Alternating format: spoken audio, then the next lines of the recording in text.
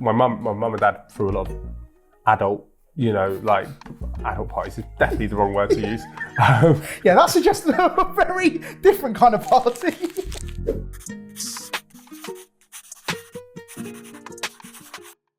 Hello and welcome to Drawn Out Conversations, the show where we delve into the lives of our guests through art. And today I'm joined by a chap called The Gentleman, which is quite ironic really, because instead of holding doors up for little old ladies, he's punching people in the face. It's Chris Billam-Smith, everyone! Hello, sir. Welcome onto the show. Thank you for How are having you? Yeah, good. I do still hold doors open. Sorry, I didn't know if it was true or not, but I thought I'd get it in there. Right, before we get into it, I just want to know, what is your artistic skills like? They are, non-existent? They only exist in the boxing ring, my artistic skills. Great answer. This is well outside my comfort zone, and it wasn't until yesterday that I found out I had to draw as well. I'm well outside my comfort zone. Good, so, this is what we like, all right? We want to put you outside your comfort zone, all right? I've got a son who's nearly 3, and he might be better than me. We should have got him in. Yeah. Could have sat in for you. That would have been an interesting conversation. Whilst you're painting some deep and meaningful art, I will be drawing you. All right. So, look, my artistic skills are very limited as well. So I apologise if I don't draw you that well. But are there any features that you're potentially conscious about, or is there any features that you want me to sort of, do you nicely on? No, I'm not really a self-conscious person. I mean, I've got some nice scars over my left eye now. From the Was that from the last fight? They're from I think just my last 6 fights. I think I've had as many cuts as that 6 or 7 cuts in my last 6 fights. So yeah, not ideal. So getting uglier every fight, which is saying something. But yeah, you're a beautiful human being. Don't put yourself down like that. Right. So it's going to be a great painting. Then I'm going to make you look stunning. That sounds good to me.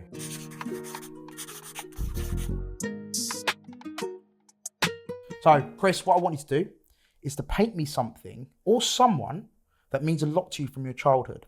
Chris, let's start with your childhood then. Talk to me. What was it like growing up? Yeah, very privileged. My parents moved down to Bournemouth when I was 3 years old, so had a massive garden when I was growing up, and we had swings and a slide in there that my dad got from like the council closing down a park or something. Oh wow! And we basically concreted them into into the floor in the garden. So we literally had a playground in our garden. So every child's dream, that. Yeah, it's phenomenal because it's a big house. It's a bit of a party house in terms of like my mum and dad threw a lot of adult parties is definitely the wrong word to use.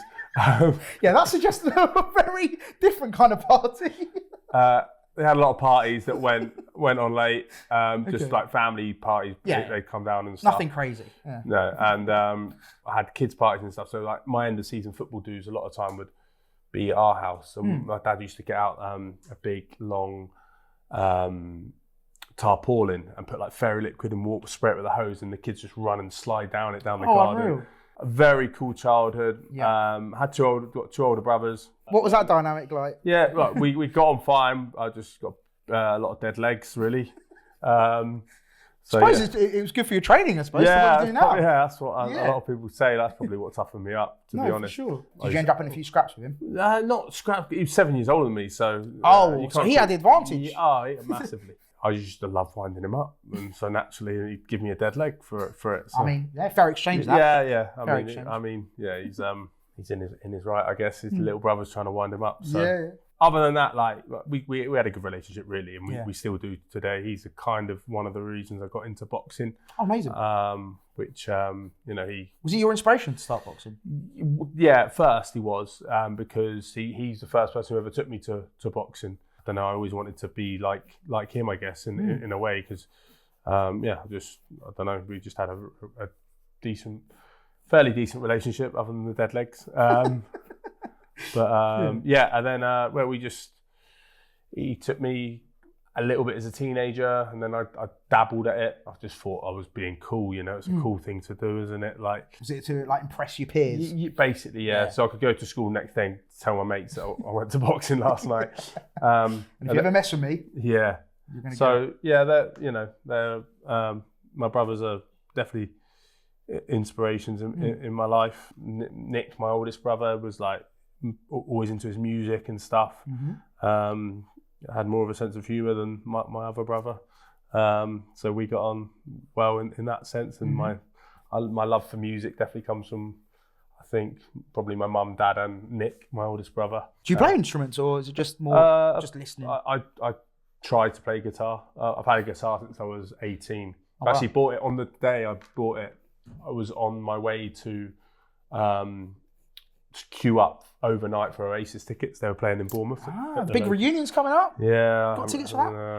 No. No. Not yet. You need to sort that out, I mate. know. If you're that big of a fan, you need to sort that out. Well, I tried. I was at my son's football queuing on the and you just didn't just didn't get on. Listen, if anyone's got any tickets for him, please sort him out. Hit me up. I'm your man. I actually met Noel. He was at a boxing show, and it was such a surreal experience. Like, just how, like, when it comes to like music, like Oasis are my favourite band from a young age. I mean, obviously I've got a lot of other people I like now, a lot more as I got older, but I grew up, I was born in 1990, so they were obviously my brothers being older, they were a big 100%. Yeah, so I got to meet Noel, which was amazing. What's he like?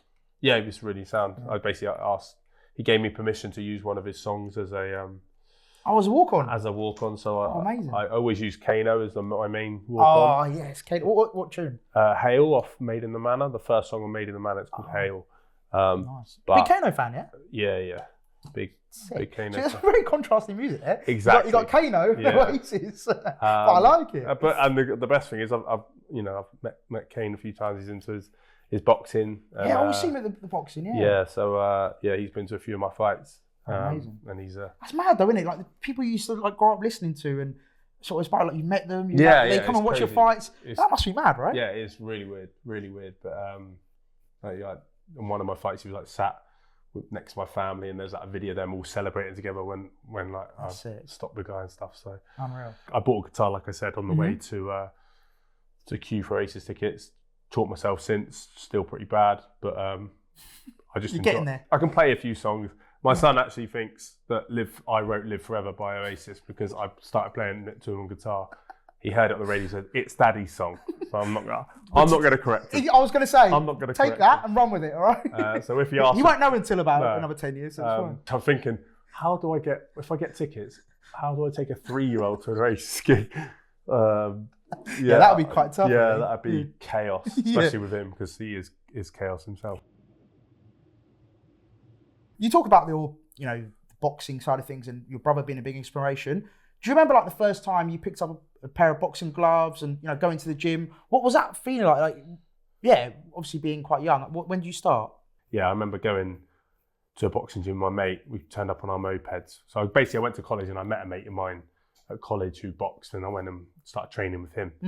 And we turned up, me and my other mate, like to this boxing gym, and we turned up late, and then we walked in, and we're like, you walked in the door here, and like you look right, and that was the room, and everyone was just skipping, facing, looking at me, and I was like, and we'd already we're like 5 minutes, 10 minutes late, and I was like, it's not a good time to start, and I feel so intimidated. We walked out and we went home. Really? Yeah, we went home, got a 2-for-1 pizza on the way home. Watch Skins. What a show. Yeah, Effie. That was shout out to Effie. Yeah, that was that. So I then went back the next week because we finally found the place, knew where it was, got on time, and yeah, that was that. It was but I went for fitness for football originally because I used to play a little bit in like under 18s. I just love sports, so I just wanted to get fitter and better at whatever I was doing, whatever sport it was. I went and watched him box, my mate box. Just the atmosphere of it was just unbelievable. Like there's 20 of us there, maybe less, but all just chanting his name. And his name's Dean. I was like, do you know, like loving it. And it was just a phenomenal feeling. Like I just remember stopping actually chanting his name, thinking, imagine being that, like having all your mates there for you and like just supporting you. That euphoria, yeah. I mean, I suppose you've gone through that right now, right? Yeah, I mean, I've had. Can you describe that feeling when you've got a whole stadium chanting your name? Yeah, that moment where you just knock them down. Crazy, just crazy. Like when I boxed at AFC Bournemouth, I had you have the ring walk, and I did like a trial ring walk the night before, and I went and sat in my old season ticket seat because I was a season ticket holder there when I was like 12, 13. Sat in the seat and looked at the whole pitch, and I remember sitting there like thinking, I used to sit in this seat and chant players' names.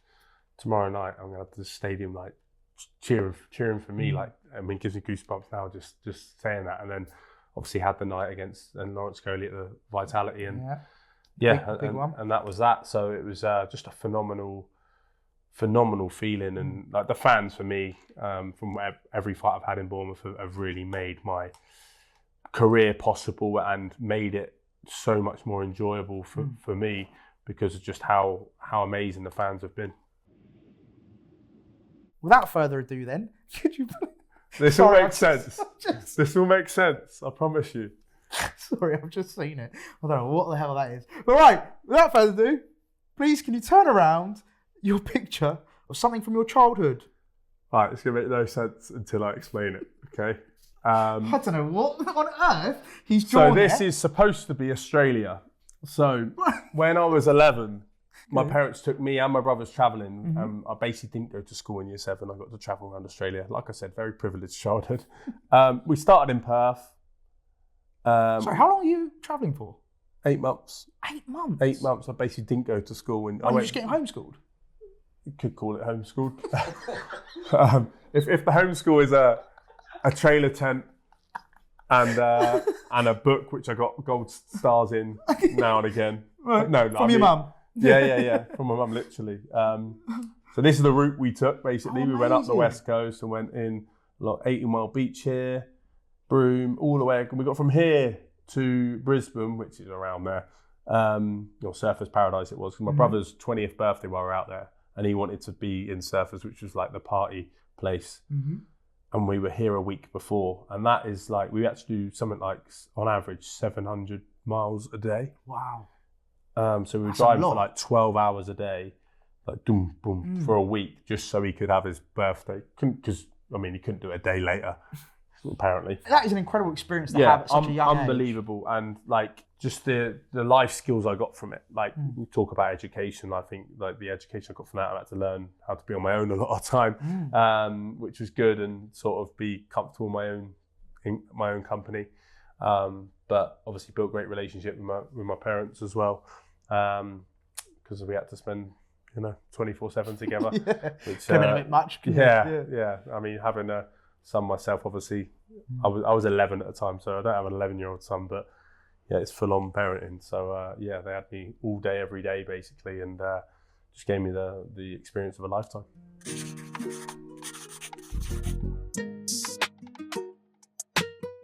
I want you to paint your current state of mind. So you can be as abstract as you want, you can be as creative as you want, as expressive as you want. We just want to see what's currently going on in that noggin of yours. So Chris, how is life? Is everything going well? You happy? Yeah, I mean, life as a whole is phenomenal. I'm very, very fortunate. I've got a family at home. My wife is, we got a little man who, like I said, is nearly 3. Son called Frank? Yeah, a little boy called Frank, and she's also pregnant, so we've got another one on the way. Man. So thank you very much. Amazing. So it's can't complain on that front. Yeah. It's how is fatherhood? Have you taken it well? I love it. I was excited for it anyway, and it's just obviously challenging at times. It's you get chucked into a job you never really. Yeah. You never prepare for that, right? Yeah, you can't prepare for it, and everyone says, "Yeah, but what are this and that and the other?" But yeah, it's interesting. It's interesting. Let's put it that way. What's been the biggest challenge you faced as a father so far? The lack of sleep was a real issue. Like we I can imagine. We had combined that with training at and one stuff. stage. But yeah, was there anything you could do to like try and? Yeah, we got a sleep consultant in. Really? Which is a thing, apparently. We managed got to a job for everything now, aren't you? Yeah, managed to find one. Got that sorted. And what do they say? Just go to bed earlier, mate. Yeah. Leave it to your wife. Sleep in another room, move out.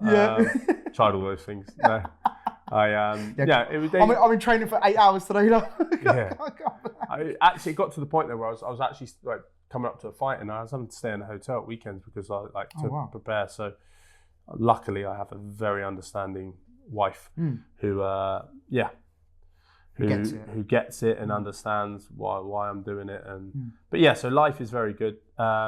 Career front, got a fight coming up, obviously. Yeah, 26th of April. Yeah, ready to get back on track. Obviously, lost the last one, lost my world title, which was heartbreaking, but look, I learned a lot from it, and I think that will show in my next fight. I think performance-wise, I'll be in a good place. Let's talk about that quickly, because against Zurdo Ramirez, it was an incredible fight. First of all, 12 rounds of absolute war.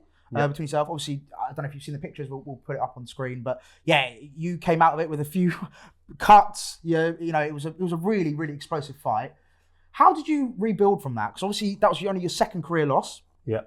After Reactpor a good while ago, how did you recover from that? What's the sort of mental side of things that you go through after that kind of loss? First, you're just like sleep deprived and just in pain, and then I guess it's mad because you are the same fighter you were before the fight, but because you don't win it, you think you're like, at first you think you're way worse than you ever thought you were, sort of thing. So it's hard to, you just have to get over that and realise that you are the same fighter. It wasn't your night, etc. Is there a bit of imposter syndrome creeps in maybe? Yeah. Like you sort of doubt yourself a little bit, like am I actually that guy? It took me a long time to sort of not have imposter syndrome in boxing, and then I kind of didn't have it for a long time, and then and then I guess a little bit of that, but now I know where I'm at, and I'm in a good headspace for this fight, and where I need to be. So it's it's comeback season. Yeah, exactly that.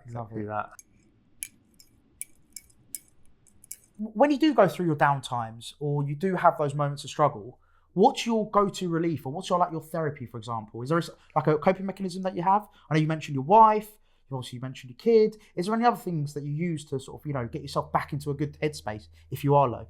Exercise, is just everything to me. Like, I have to train, and my wife knows it. Like, she'll know, I mean, food as well, don't get me wrong, I get hangry at times, but no, but it's, You're well fed today, yeah? Yeah, you're all right, I have eaten.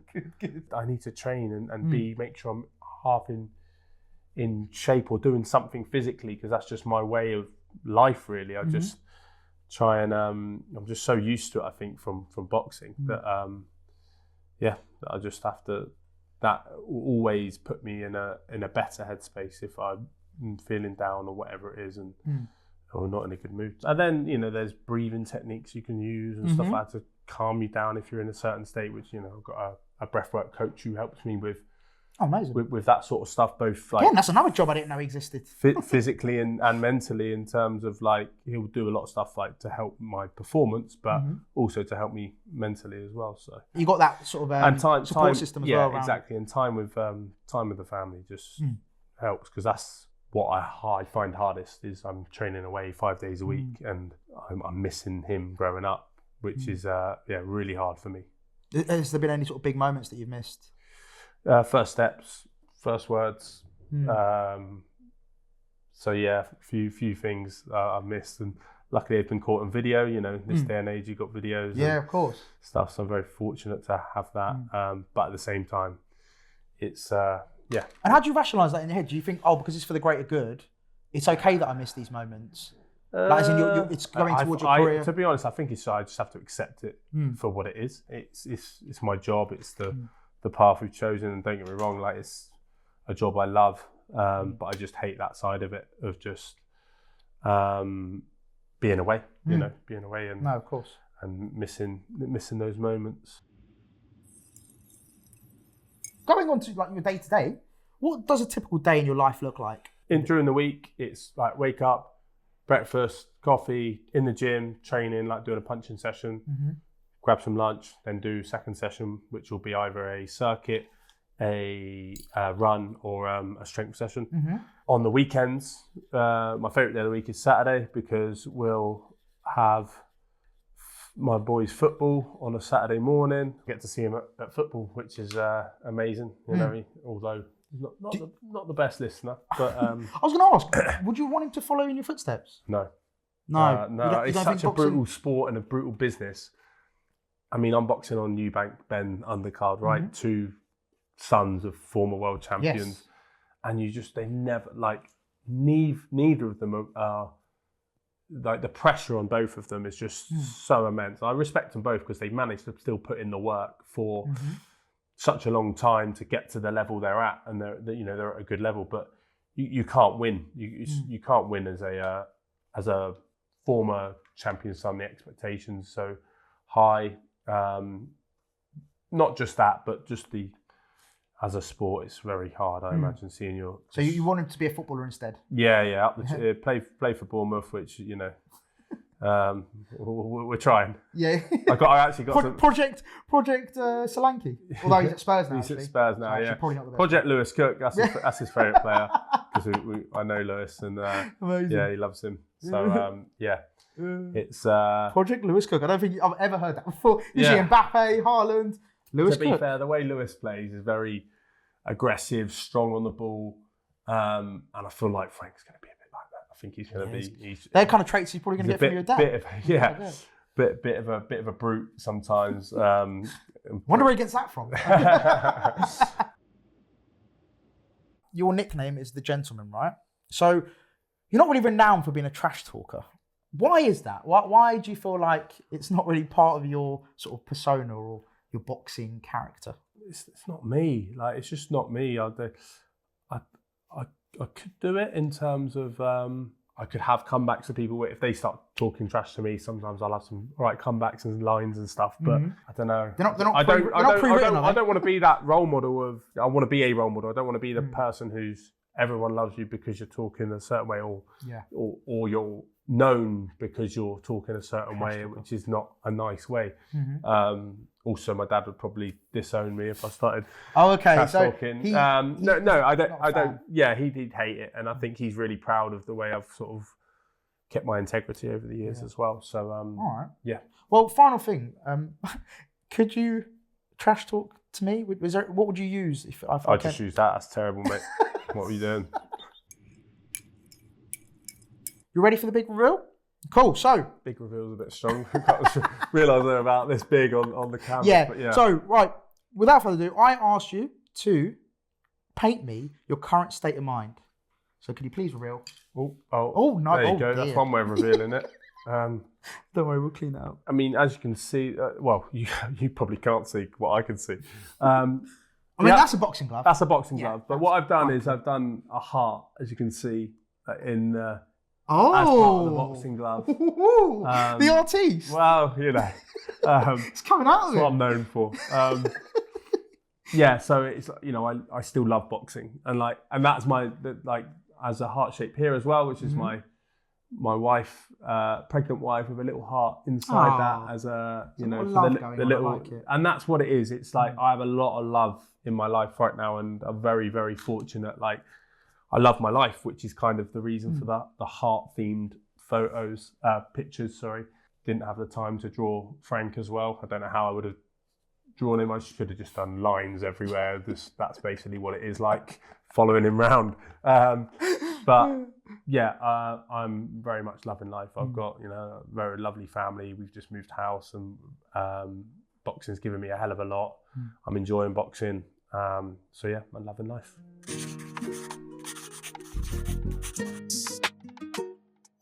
So Chris, now we're looking forwards into the future. So I want you to paint me a moment in your future that you want to see happen.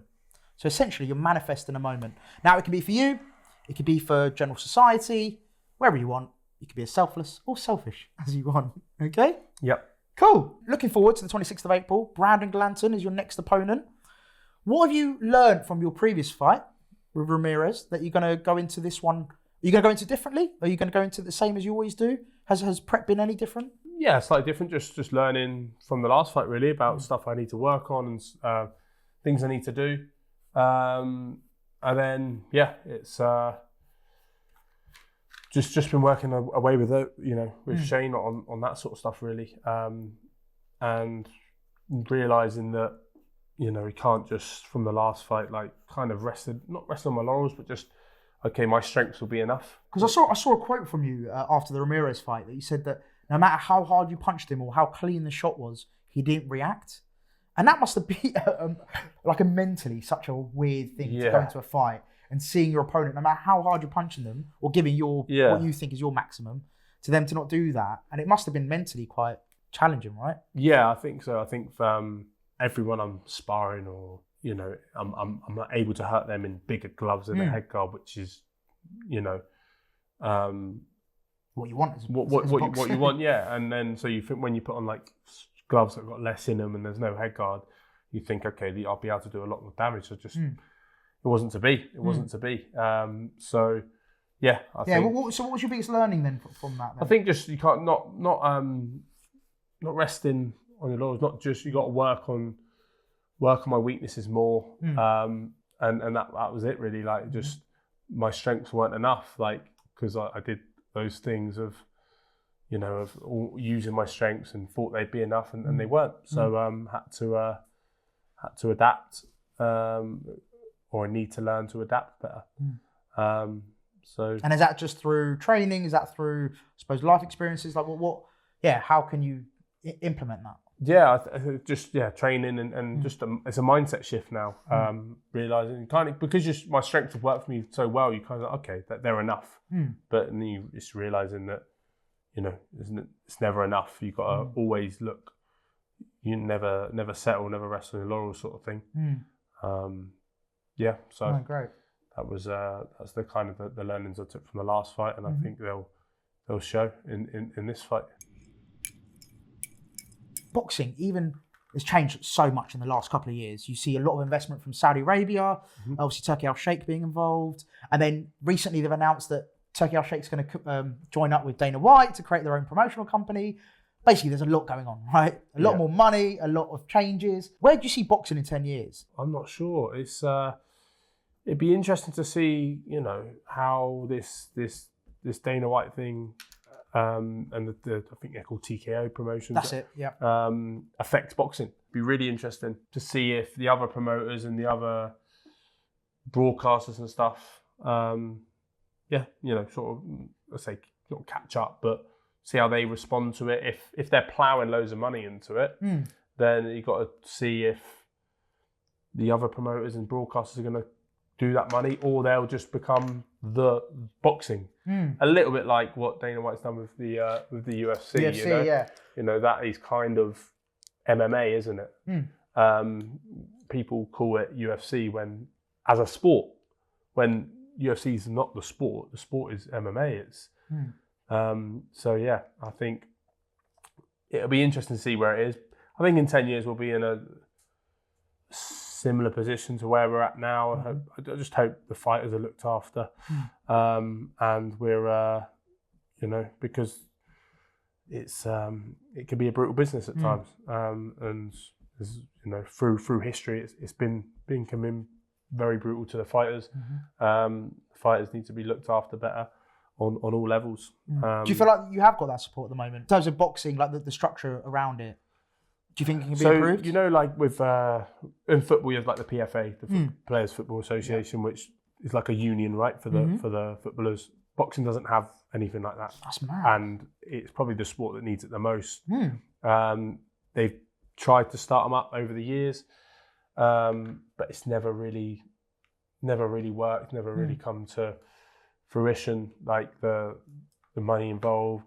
There's no real governing body in boxing. In terms of, because I've always found that with the promoters run the sport. They run the sport because they provide the money. So yeah, it's difficult to, I guess, to get a union for the boxers. Because you do see them working together a lot more now, don't you? Whereas before in the past, Eddie Hearn wouldn't work with Frank Warren, you know, and vice versa. And then you've obviously got like Bob Arum. There's so many people involved in boxing. Obviously now Ben Shalom, of course, as well. Yeah. There's so many people now involved in boxing, and Turkey Al-Sheikh, sorry. So he's the reason that they are working together. We're working together, and we're getting, which is it's been I think great for the sport in terms of the fighters. I suppose the best fighting the best, right? Because that was the big thing in UFC. The fighters are all fighting each other, which is great. The money's been improved, so the standard of money has to go up because everyone else is, you know, has to catch up with the money out there. Otherwise, they're not going to be able to get the fights that they want. And then, yeah, like you said, you've got the promoters all working together, which is what you want. Fighters are getting paid more, and the best fights happening. It's only good for the sport, you know. And then looking really into the future, because I know you said you're going to have a couple more fights before you retire. Is that the plan still? Yeah. I've got a few years left yet. As much as I miss my family, it's my job to keep providing for them as well. So this is my way of providing. So, are you worried about retirement? Because you've seen a few boxers go through it, right? Obviously, Tyson Fury's had his struggles in the past when he's retired. Does that scare you when you see other boxers going through potential struggles? Or do you feel like you're set up in a good way that when it comes to retirement, things hopefully will be pretty clear? Kind of working on it now whilst I'm still in it in terms of working on, my finances and making sure I'm secure, and the kids are secure and stuff. And set up so it's not just getting this massive, okay, this is my income, and then that's just gone and disappeared. And then you okay, well, now what do we do? How do we pay the mortgage? Do you know what I mean? So, financially being savvy, and then also, I think I there's a lot of things I enjoy outside of boxing, such as. Well, football for a start. So, love to do some stuff with AFC Bournemouth and do some bits for them, whether that's content or hosting or doing something. Oh, amazing! You're going to take over my job. Oh. He's coming for my job. And then, and then doing different things, stuff that interests me and my wife. My wife's an interior designer by trade, and she does bits here and there. So she might want to set up a business. So, although she currently, kind of works for me on the side, helping me with organising everything, then maybe I'll have to work for her for a bit and help her. Roles reversed. Yeah, so nice. I think. But you're confident. I'm pretty comfortable in where we're getting to, and I just need to focus for a few more years and get the job done. I did ask you to paint me a moment in the future that you essentially want to manifest. So, without further ado, could you please reveal your painting? I mean, the other two were quite bad, but I think this is definitely taking the biscuit in terms of the worst painting so far. It looks like football to me. Yeah, that's a football. This isn't a goal. This is actually my gym in the back of my garden, which I want to have, because after I retire, I want to stay fit, stay in shape.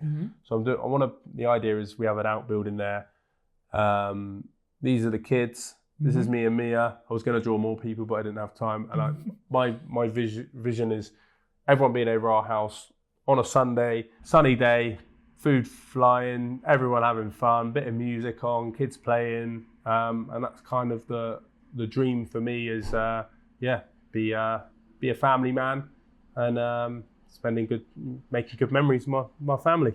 So bearing in mind your journey in your life in paintings, do you have any advice based on your personal experience that you can give to people watching out there? I mean, my mantra is, obviously my initials are CBS, and my mantra is consistency builds success. And I think for me, that's something like boxing. I started at 17 and I wasn't great, and I just plugged away at it. People were better than me who came and went and, didn't get to the levels I got to. And I think that's a big part for me. So in my career, consistency build success is a very big part of that. And then the rest of life is the same. It's always working to try and be a better husband, try and be a better father, and that's kind of that follows the same mantra.